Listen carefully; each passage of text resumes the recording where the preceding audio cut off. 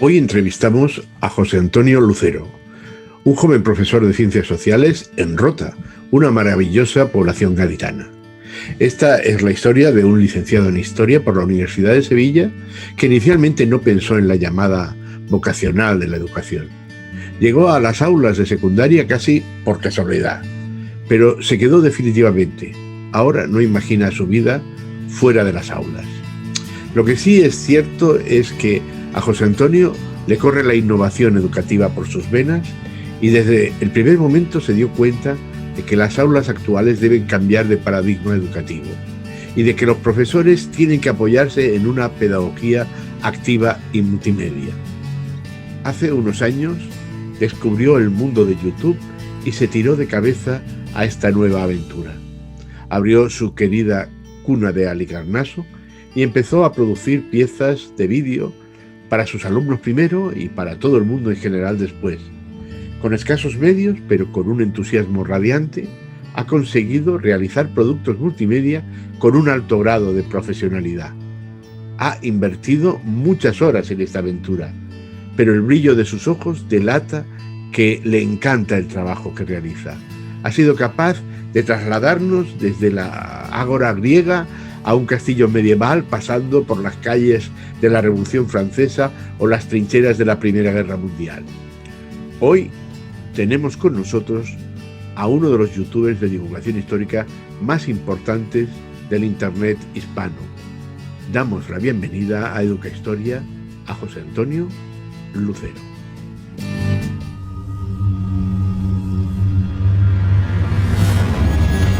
Educa Historia, Laboratorio de Didáctica de la Historia. Estamos delante de José Antonio Lucero, que naciste en 1988 y por lo tanto, si mis cuentas de letras no salen mal, tendrás como 32 años, ¿vale? Lo cumplo el mes que viene, cumplo 32 meses que viene. Es licenciado en Historia y máster en Escritura Educativa por la Universidad de Sevilla. Y dices en tu currículum que jamás habías pensado en ser profesor. Cuando estudiaste Historia, ¿a qué te querías dedicar? Bueno, pues yo estudié Historia y a mí me llamaba mucho la atención lo que era la investigación y también los archivos, ¿no? Yo era una rata de biblioteca en la universidad. De hecho, durante los 6 primeros meses después de terminar la carrera, yo empecé a trabajar en la universidad con una beca de colaboración en la editorial de la Universidad de Sevilla, donde me dedicaba, bueno, a leer manuscritos, a corregirlos también, ¿no? Tengo un máster en escritura y mi primera vocación fue esa. Mi vocación educativa fue más tarde, fue más tardía. Viste el mundo duro de la universidad, ¿no? Sí, pero también bonito, sí, sí. Sí. Bueno, entonces, ¿cómo das con el colegio de Nuestra Señora del Perpetuo Socorro de Rota? ¿Cómo llegas a esa zona? Como algo que estaba ahí porque sabía que era una salida lógica a mis estudios y me lo planteé por probar, por ver cómo me iba a ir la docencia, sin saber yo muy bien que la docencia luego pues, me iba a apasionar, ¿no? Así que en este centro hice las prácticas y bueno, las casualidades de la vida hizo que el centro buscaba un nuevo profesor de ciencias sociales y me encontraron y los encontré y bueno, ¿no? Ese azar bonito que a veces hay en la vida, como digo, pues hace que me quedé allí. La sensación que transmites con tus vídeos, en las que algunas veces sale el colegio y tus alumnos, y las virguerías que haces para que a veces no se les vean las caras, es que te encanta lo que haces. Es una de esas profesiones que quizás no has llegado ocasionalmente por un principio, pero que una vez que llegas ahí, te encanta, ¿no? Sí, la verdad es que la vocación, como digo, de docencia mía fue tardía, pero me di cuenta de que me gustaba mucho transmitir, ¿no? Yo creo que uno de mis grandes pilares como maestro es intentar transmitir lo que a mí me apasiona y yo creo que cuando un profesor es apasionado de lo que le gusta, ¿no? de su materia, y consigue transmitirlo con pasión, es un profesor que logra alcanzar el objetivo soñado de toda la docencia, ¿no? Bueno, yo estoy muy lejos de alcanzarlo, pero lo intento, ¿no? Yo creo que lo que intento, como digo, hacer es transmitir mi pasión por la historia, de la cual soy licenciado, ¿no? Y bueno, entiendo que los vídeos y demás, como bien ha citado, es una manera también yo de enseñarles a mis alumnos ese lado apasionante de la historia. No, es que uno de los problemas que tenemos los que enseñamos historia, que yo también soy profesor de secundaria, es que la pregunta que nos hacen nuestros alumnos es ¿para qué sirve la historia? Porque lo que quieren son las matemáticas, la robótica que es con lo que me voy a ganar las alcachofas, ¿no? Y precisamente esta mañana en una clase explicaba que en la vida hay cosas útiles y cosas valiosas. Ujú. Y yo creo que la historia enseña las valiosas. O sea, hay cosas que tienes que saber multiplicar para ir al supermercado y saber lo que compras, pero lo que es importante en la vida, cómo es tu mundo, etcétera, etcétera, yo creo que te lo enseña la historia. Entonces tú llegas al cole, te encuentras con cursos difíciles o... claro, porque tú eres profesor de eso, o de eso y bachillerato. Eso solo, mi centro solo tiene enseñanza de secundaria. Lo digo porque los colegas de eso siempre se quejan de que los que somos ya mayores, de que "Oh, esto no es como antes, que ahora la gente es un desmadre en clase, etcétera, etcétera". Y yo siempre les digo que no es como antes porque nada es como antes, ni como los griegos ni como los romanos, ahora es como es, ¿no? Y entonces esa queja de los niños, digamos, traviesos y tal, yo creo que se arregla con emoción, con pasión, cuando te ven entusiasmado, ellos se entusiasman también. Sí, Si sí, estás sí, sí, pensando sí. en la jubilación a los 30 años, Hombre, no pues vas a se hacer una clase, no vas a hacer una clase apasionante, ¿no? te va a hacer muy largo, sí. Bueno, yo me encontré, como todos, ¿no? Entiendo que se enfrenta a una clase de secundaria con cursos difíciles, cursos complicados, alumnos disruptivos, alumnos que parece que no tenían interés, ¿no? Y bueno, todavía hoy en día me lo encuentro también, es decir, es algo que yo creo que todos los profesores tenemos y es parte de nuestra profesión, el lidiar con alumnos que no están entusiasmados por el aprendizaje, por diversas circunstancias, y yo creo que es parte de nuestro trabajo intentar enganchar a los alumnos a ese aprendizaje, a esa pasión por aprender, a esa curiosidad, ¿no? Y intenté desde que comencé a dar clases, intenté darles recursos a mis alumnos que les gustase, que les motivase. Intenté hacer mis clases también cercanas, activas, donde el alumno no tenga un rol pasivo y simplemente se dedique a escuchar, sino donde el alumno sea una parte activa también de su aprendizaje. Tú hablas de que te diste con la Flipped Classroom. ¿Y cómo fue? ¿Primero viste la Flipped Classroom y después se te ocurrió lo de los vídeos de YouTube o tal? ¿O fue un proceso de ensayo-error, ir probando cosas y al final el YouTube te lleva a la Flipped y a la ABP y a todo lo demás?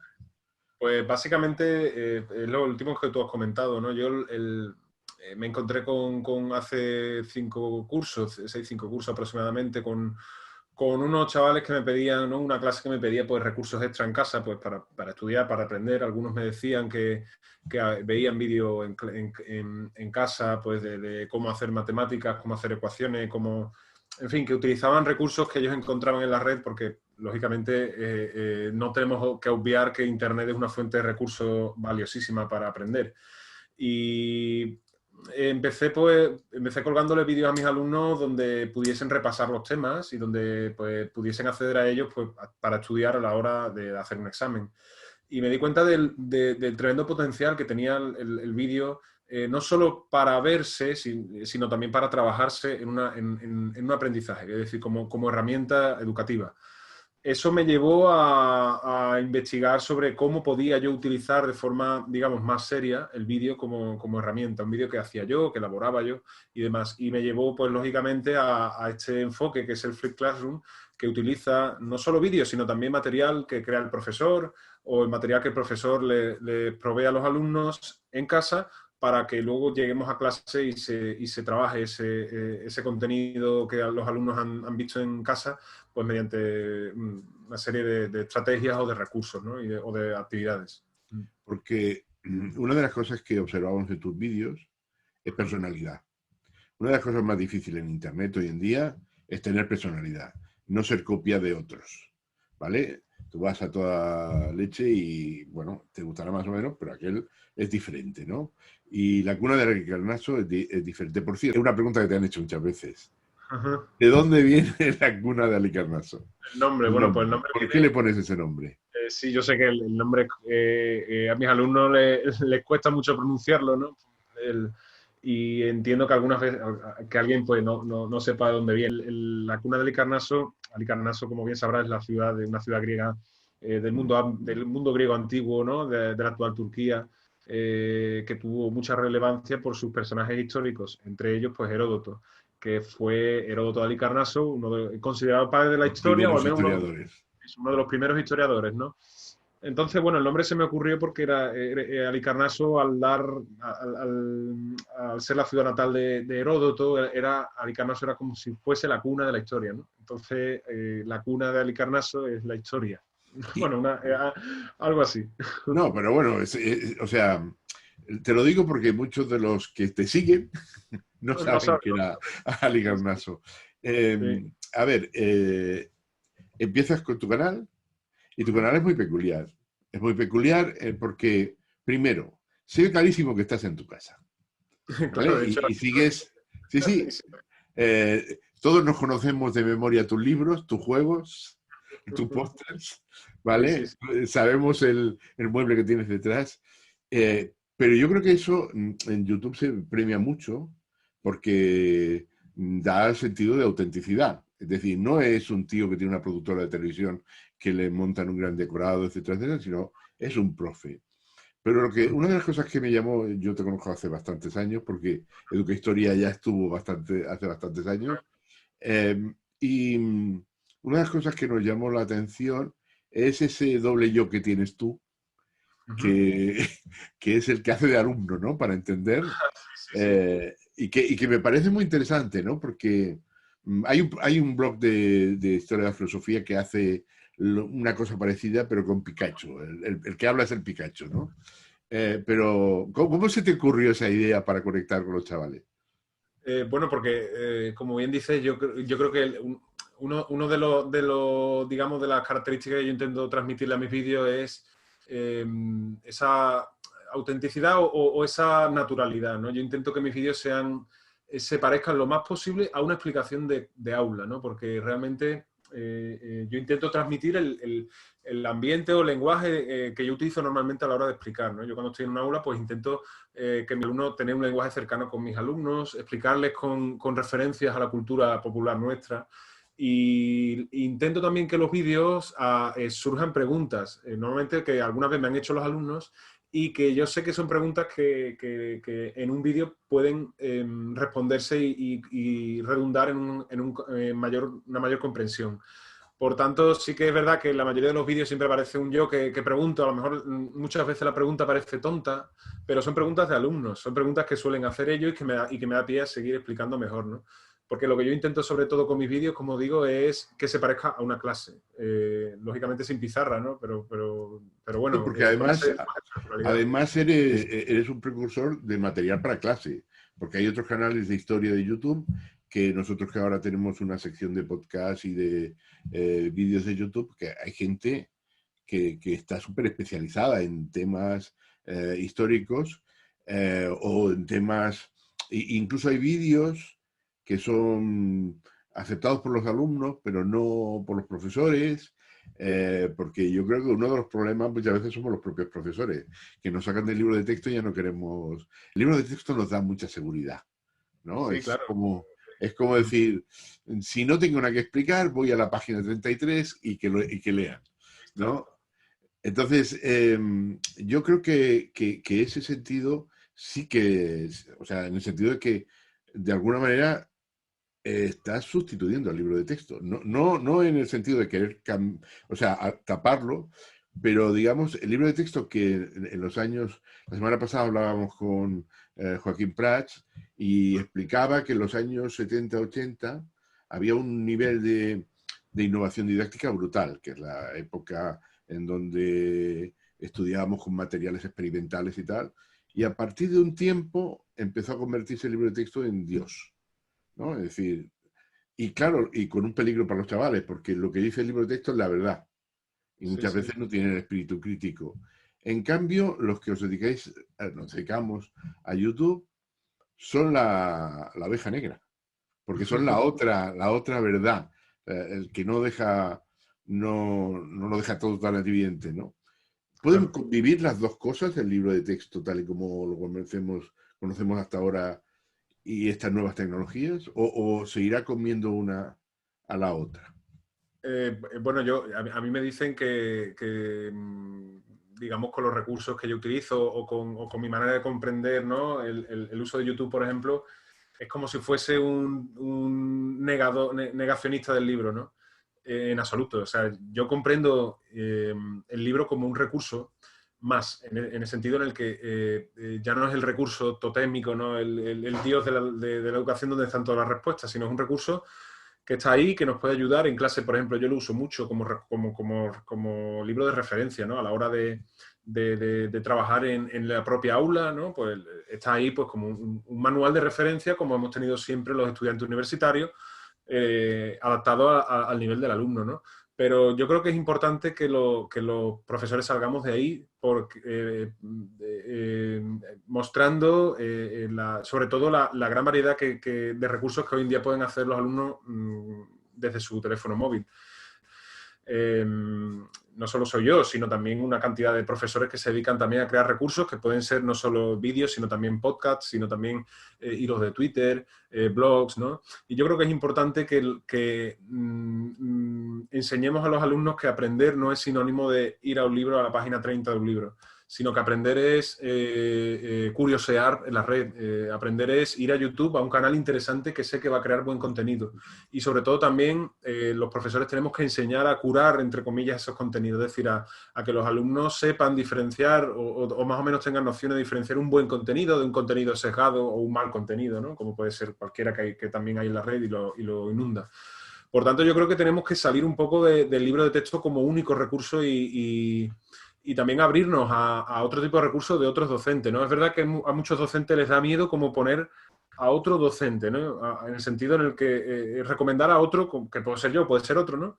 Pero a mí me gusta mucho, por ejemplo, utilizar a otros profes, a otros especialistas en mi aula, porque también es bueno que los alumnos sepan que hay distintas voces que hablan también y que pueden tener distintas interpretaciones también, ¿no? Es decir, los alumnos están acostumbrados a que la historia es la que dice el libro, ¿no? Pero sí, yo creo que es interesante también que los alumnos conozcan que nuestra materia también se abre a múltiples interpretaciones y que pueden tener distintas voces. Y Yo, esas voces vienen de distintos profesores. yo que hace como 25 o 30 años que trabajo con TICS, yo utilizaba el retroproyector y las Sí, sí. diapositivas, que son casi la prehistoria. Lo que sí que he explicado muchas veces es que lo que es bueno es la didáctica, no las TIC. O sea, Sí, sí, una por clase con supuesto. tecnología, si es mala, no es mala, es peor, Por es supuesto, por mucho peor. supuesto. Sí, sí, Por sí. lo tanto, fíjate que yo les hago hacer un ejercicio que yo creo que te gustaría a ti, que Ujú, es, cojo el libro de texto, lo paso a Word, le quito todos los subrayados, todas las fotos y todo, ujú. y les obligo a hacer un resumen con eso. En el sentido de que, claro, el vídeo tiene una cosa muy, digamos, muy fuerte, que es el impacto, ¿no? Es decir, Sí, sí, la te imagen, atrapa. Pero tiene un problema que es la falta de análisis. O sea, todo y que lo puedes echar para atrás, la gente no lo suele echar para atrás. sí, sí, claro, claro. Cuando pasa, Cierto. pasa, ¿no?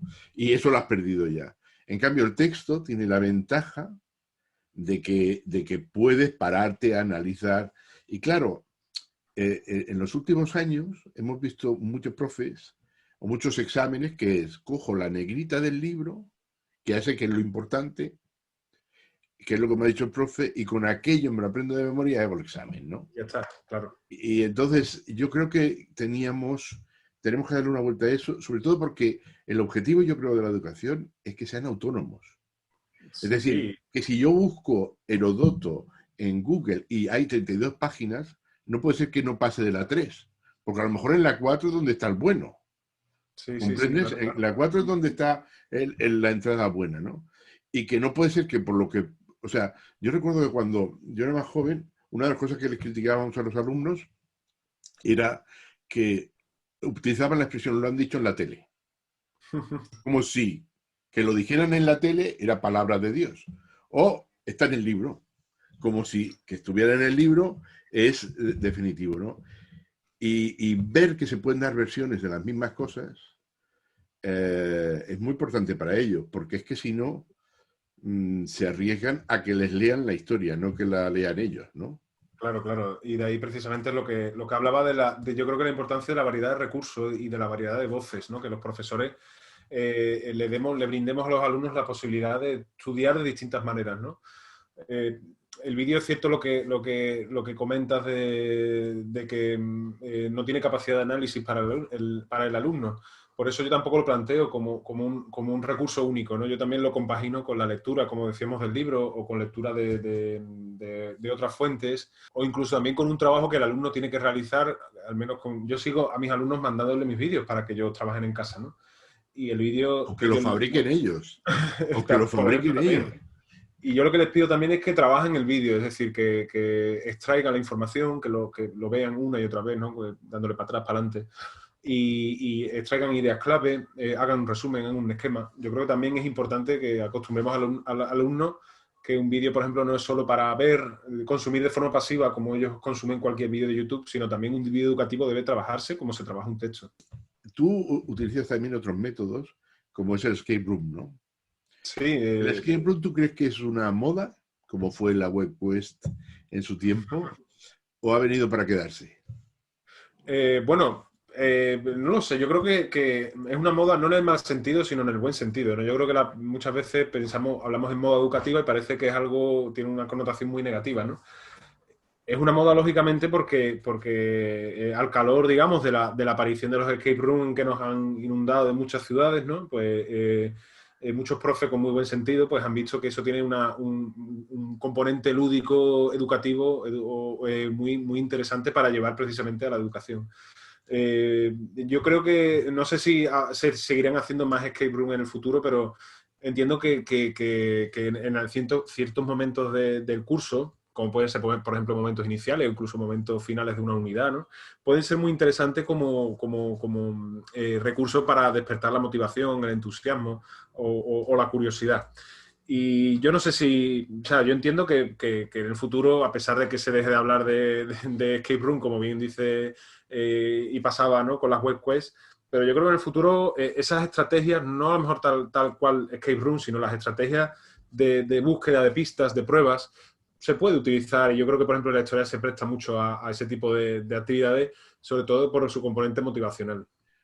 Yo creo que esa es, o sea, lo que ha venido para quedarse es la motivación. Sí, la O búsqueda, sea, ¿no?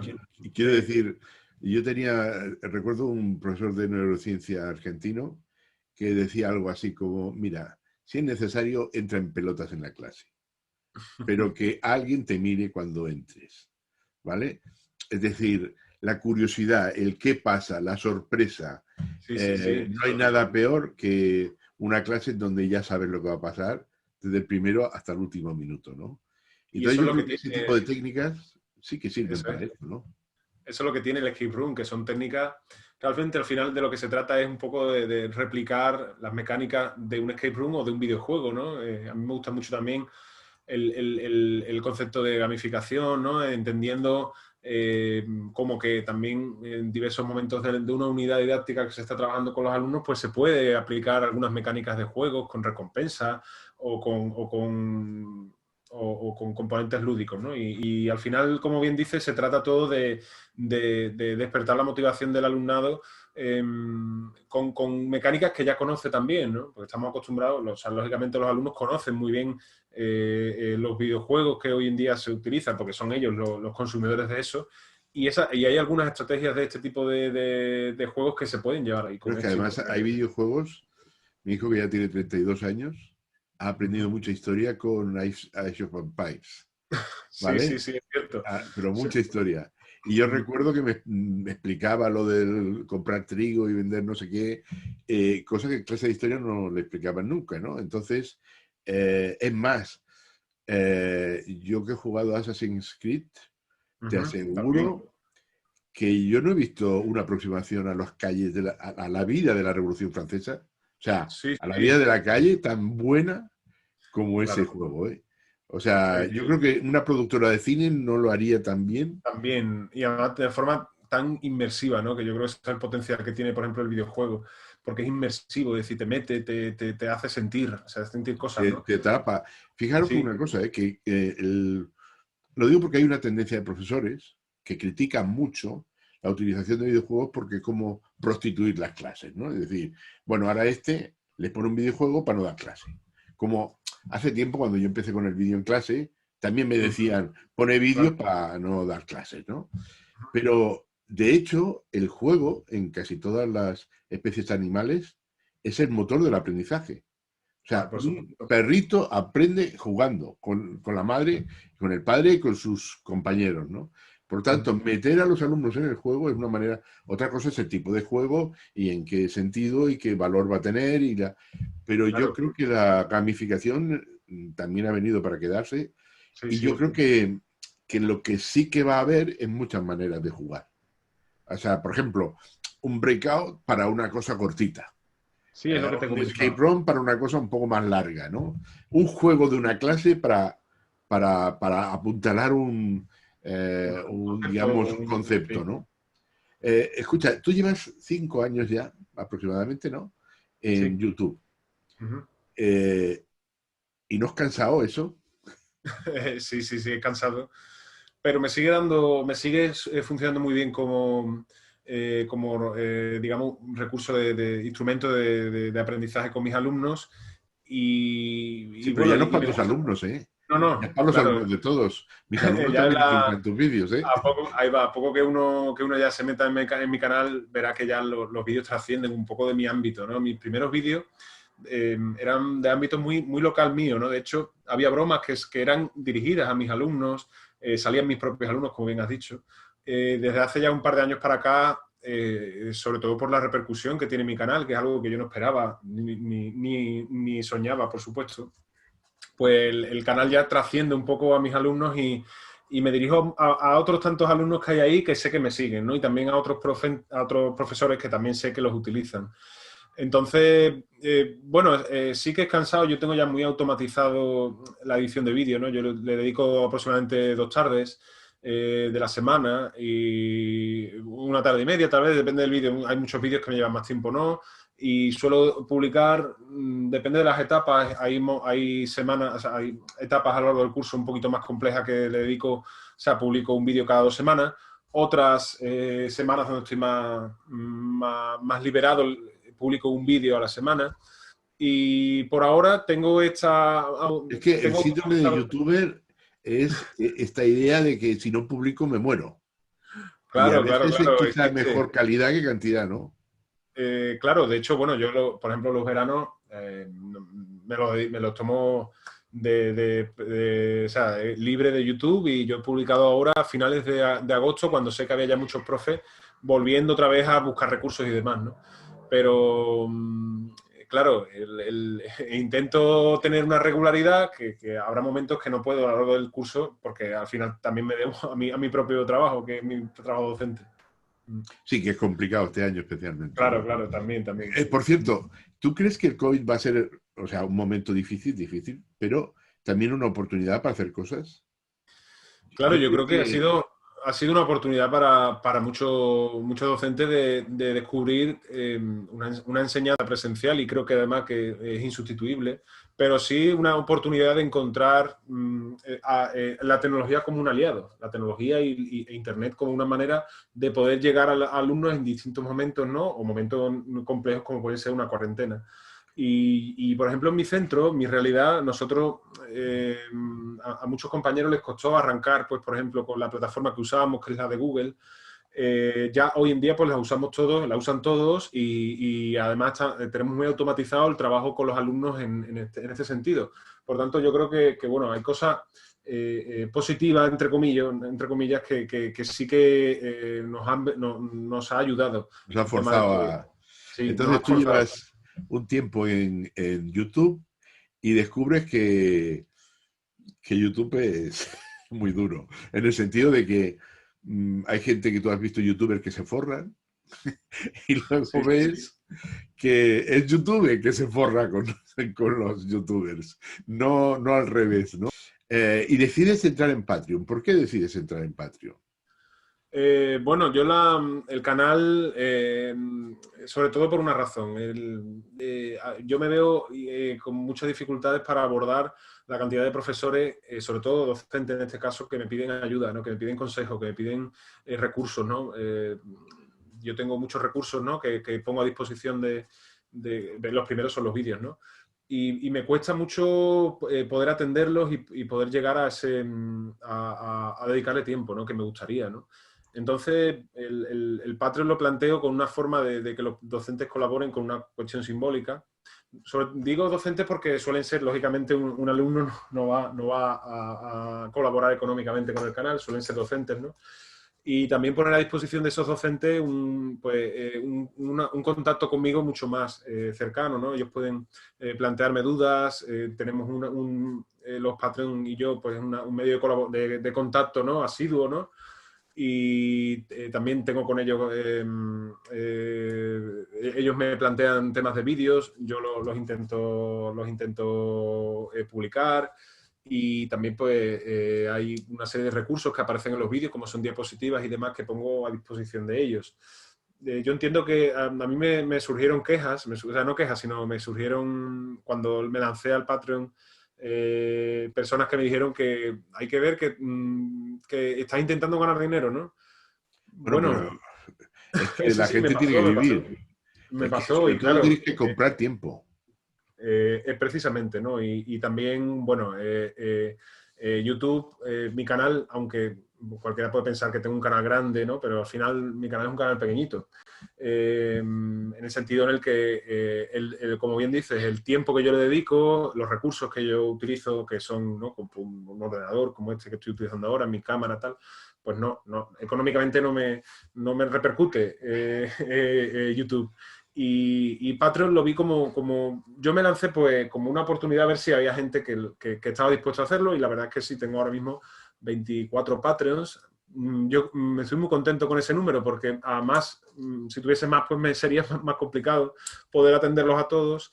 Y bueno, y con ellos pues tengo una relación pues un poquito más especial que con el resto. Aún así no dejo nunca de descuidar a los seguidores que me preguntan, que me ponen dudas y demás.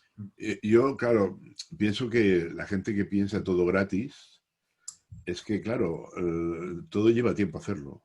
Y entonces, normalmente, si dedicas tu tiempo a esto no. Es decir, si te tienes que liberar de parte de las clases que tienes para poder hacer más vídeos, necesitas que alguien te pague el tiempo que vas a dedicar a hacer vídeos. Sí, oye, sí. Y has entrado en el mundo de la fama ya. O sea, ahora ya estás en una editorial de fama a nivel español, Vicens Vives. ¿Y qué tal la experiencia con ese proyecto?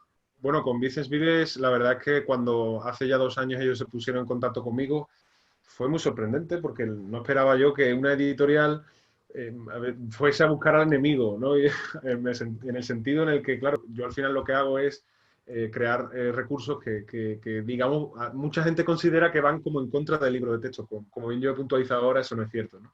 Entonces Vicens Vives me buscó porque estaban intentando darle a su proyecto nuevo de ciencias sociales, que es el que hemos lanzado ahora en septiembre, estaban intentando darle un componente más audiovisual, ¿no? Más audiovisual para que hubiese una serie de recursos pues extra que los docentes pudiesen utilizar precisamente como ya utilizan mis vídeos, ¿no? Entonces ellos me plantearon este proyecto de libro de texto con material audiovisual, con vídeos que yo fuese haciendo. Y la verdad es que me gustó mucho lo que me plantearon. Además, como bien dices, es una editorial con mucho prestigio, y la verdad es que para mí pues, fue un orgullo, digamos, que Vicens Vives me llamase, ¿no? Hemos colaborado, hemos trabajado intensamente. No, además estáis ahí gente puntera sí, la verdad es que el equipo es maravilloso. Diego Sobrino, porque digamos, la compañera Gatell ya es una veterana También, del tema, ¿no? China, sí, sí. Pero Diego Sobrino es, digamos, también de la última hornada de Un historiadores. gran crack y la verdad es que el Vamos equipo a yo entrevistarlo considero... aquí también Ah, genial. en el canal. O Genial, sea, sí, genial. porque vamos a intentar darle visibilidad a toda la gente que está Ujú. haciendo cosas que cuestan mucho de hacer. La verdad es que cuestan Sí, mucho de sí. hacer. Y un día me gustaría que nos explicarais en exclusiva para Educa Historia el proyecto. O sea, que fuerais capaces de venir, digamos, Cristina, tú y Ah, pues Diego, genial. para explicar. Porque yo creo que Vicente Fibes ha descubierto una cosa, que si no puedes con el enemigo, únete a él. Es No, decir, claro, yo creo que ellos han estado abiertos a ver qué recursos están utilizando mira, yo que he sido los también docentes. autor de libros de texto, te digo que las editoriales han tenido un problema muy gordo en los últimos años. Y es que querían amarrar, querían exclusivizar y no se han dado cuenta. O sea, yo cuando hacía proyectos multimedia, siempre me decían, pero esto se puede copiar. O sea, su obsesión no es si eran buenos o malos, sino que no se los copiaran. Sí. Y una de las cosas que he descubierto hace mucho tiempo es que si tú eres bueno, cuando alguien intenta copiarte, tú ya estás en otra. Sí, sí, sí. Y Quiero eres bueno decir, ya tú. entonces, si Vicens entiende eso, tiene que contar con vosotros. Porque es que si no, le puede pasar como a mis alumnos de segundo bachillerato, que sustituyen el libro de texto por a toda leche. Porque en un vídeo de 5 minutos les explica todo lo que tienen que preparar para el examen, ¿no? Y Sí, sí. entonces, claro, yo creo que son interesantes.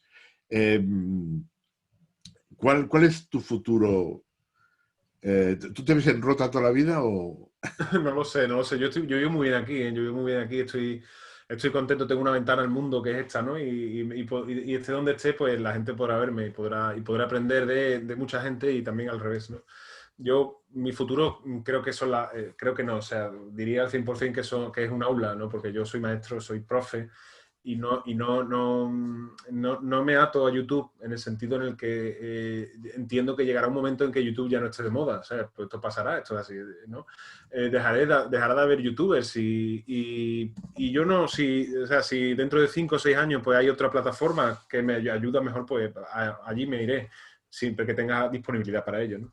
Pero yo me veo dando clases. Para mí yo no dejo las aulas, no lo dejaré. O sea que eres un advenedizo en las aulas, pero que te has quedado ya para siempre, ¿no?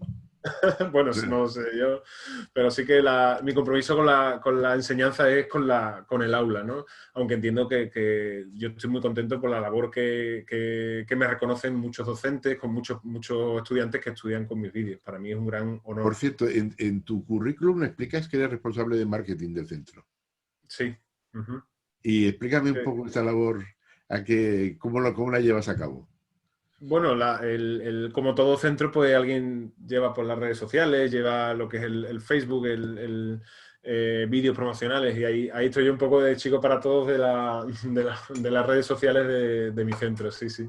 ¿Y cuáles son tus proyectos? O sea, cuéntanos algo que no sepamos, algo que tú dices, pues mira, me ronda en la cabeza hacer una serie de vídeos sobre esto, Bueno, o... no sé si esto te alegrará a ti también como profe de segundo de bachillerato, pero yo este curso planteo realizar vídeos específicos para selectividad, ¿no? Para la BAU, que son cosas que son vídeos que me piden mucho, cada año me piden muchísimos al docente y también alumnos, ¿no? Y no tengo específicamente una serie de vídeos dedicada a la BAU.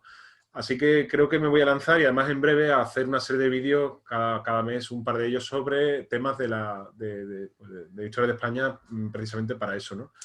Y luego también en febrero publico una novela con Ediciones B, que es una editorial pues, de prestigio, y tengo muchas ganas también de lanzarla. Es una novela histórica. Tengo muchas ganas de que ya esté en el mercado y que pueda leerse también. No, porque tú eres un amante de los libros. En muchos de Sí, tus sí. vídeos explicas los libros que te han marcado la Eso vida es. y los libros que te han marcado la carrera y los últimos libros que has leído, ¿no? Que he leído también, sí, sí, sí.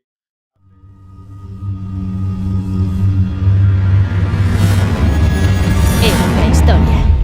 Laboratorio de Didáctica de la Historia.